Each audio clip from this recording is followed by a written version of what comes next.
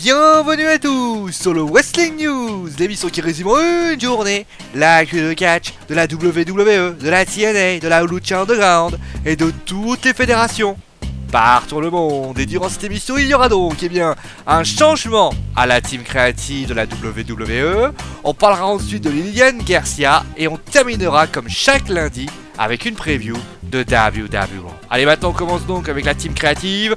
Alors je sais, on aurait dû parler du SummerSlam aujourd'hui, mais comme vous le savez, l'actualité évolue assez vite et Lilian Garcia forcément prend beaucoup de temps, il fallait donc en parler aujourd'hui.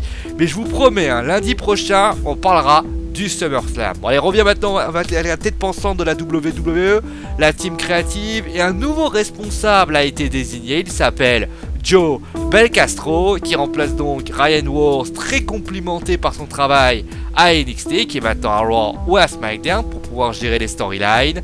Joe Belcastro a participé à quelques films comme NXT Kids, qui ont été de très bonne qualité, ainsi que l'organisation du tournoi Cruiserweight Classic. On espère bien sûr que son travail sera de bonne qualité. Allez, place maintenant à Lilian Garcia.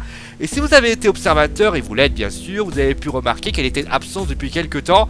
Et avec cette vague de licenciements, où d'ailleurs le Brooklyn Brawlers a été licencié après 20 ans de travail, que Christian, même lui, s'est fait retirer son contrat de lutteur. Alors certes, c'est moins grave puisqu'il ne luttait plus, il pourra toujours d'ailleurs participer à son émission avec Edge sur le WWE Network. Enfin bon, revenons à Lilian, comme je le disais, on craignait le pire, mais elle a rassuré tout le monde en tweetant que finalement son absence n'était que familiale et que donc elle ferait son retour dans le prochain Raw, c'est-à-dire le Raw de ce soir. Tout le monde est donc finalement été rassuré, les bourdes de Lilian resteraient. C'est alors que Kurt Bauer, ancien booker de la WWE, a révélé dans le MLW Radio que Lilian a bien été libérée.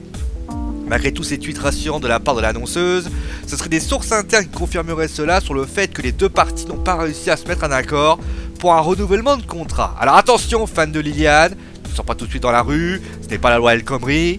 Attendons quand même de voir ce qui se passera ce soir, puisqu'il est précisé qu'elle reviendrait donc ce soir, comme je l'ai déjà dit. Surtout que, d'après ce qu'on pourrait dire, son absence serait liée également au cancer de son papa, ce qui est relativement classique. Bon, allez, en plus de savoir si Lilian Garcia reviendra à Raw, bien, il se passera des choses à WWE, je vous rappelle, ça sera le dernier Raw avant, Extreme Rules. On continuera bien sûr la rivalité Reigns contre Styles featuring les Usos et le club. Dean Ambrose s'est fait mettre une camisole de force par Y2J, va-t-il pouvoir se venger? Le Miz a eu son moment à SmackDown. Est-ce que les trois autres vont se venger de lui? Nous aurons également Charlotte, Natalya, Kalisto, Rusev et plein d'autres superstars et de women superstars dans ce show, qui je vous rappelle sera le dernier avant Extreme Rules. Bon allez, en tout cas, c'est la fin de cette émission. Je rappelle donc que le SummerSlam, ça sera la semaine prochaine. J'espère en tout cas que cette émission vous a plu.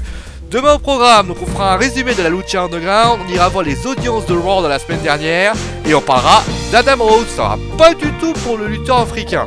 On en parle demain. Bon allez, passez une bonne soirée. N'hésitez pas bien sûr à aimer, partager et à vous abonner si vous avez surkiffé cette vidéo. Donc on se retrouve demain. Allez, ciao tout le monde.